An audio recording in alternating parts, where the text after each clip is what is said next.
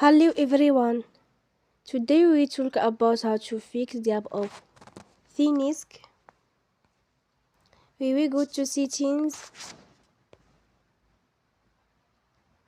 then we click on apps.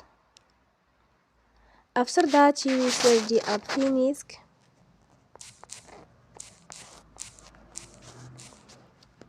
and you will click. Then you will on for stop.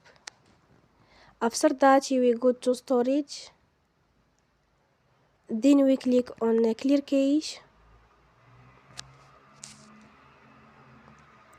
In the end, you will turn off your Wi-Fi and you will turn again.